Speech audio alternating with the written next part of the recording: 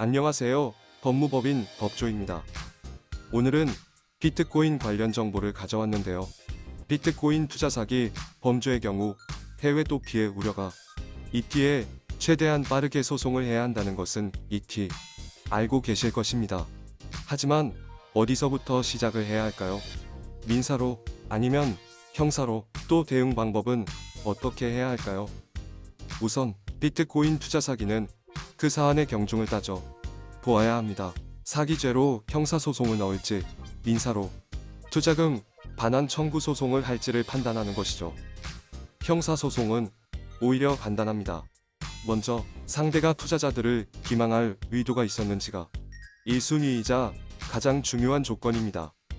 정말로 투자만을 위한 사업체였고 투자자와 업체 공동의 이익을 창출하기 위한 회사였다면 아무리 투자자들이 돈을 잃고 고소를 진행해도 승소가 힘듭니다. 반면 애초에 허위 정보로 투자자들을 모집했고 가치 없는 코인을 속여서 금원을 갈취했다면 형사소송과 민사소송을 동시에 진행해도 좋습니다. 문제는 형사소송이 애매하여 민사소송만 걸어야 할 때인데요. 민법에서는 불법행위에 대한 일반적 원칙으로 고의 또는 과실로 인한 위법행위로 타인에게 손해를 가한 자는 배상할 책임이 있다고 규정되어 있습니다.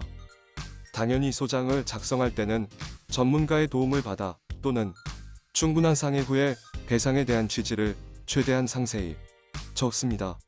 그에 대한 증거, 배상받을 방법, 소장 작성자가 원하는 정도도 함께 적어야 두세 번 손이 갈 일이 없습니다. 민사소송 시에는 다음과 같은 사항들을 주의해야 합니다.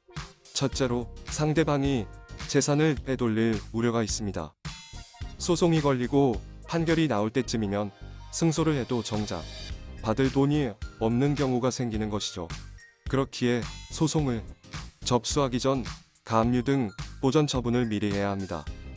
둘째로 증거의 유무를 체크해야 합니다. 민사소송에서도 형사소송만큼이나 증거가 중요합니다.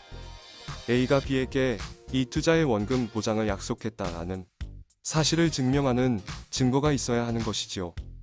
셋째로 중간 브로커들에게도 민사소송이 가능합니다. 간혹 피해자들은 꼭 투자금을 가져간, 즉 피해의 주체가 되는 기업체만 소송이 가능하다고 생각하지만 사실이 아닙니다. 이외에도 투자를 기획하고 그 과정에서 이득을 챙긴 중간 브로커들에게도 민사소송이 가능하니 소송을 준비할 때는 꼭 참고하시길 바랍니다. 지금까지 법무법인 법조에서 전해드렸습니다. 감사합니다.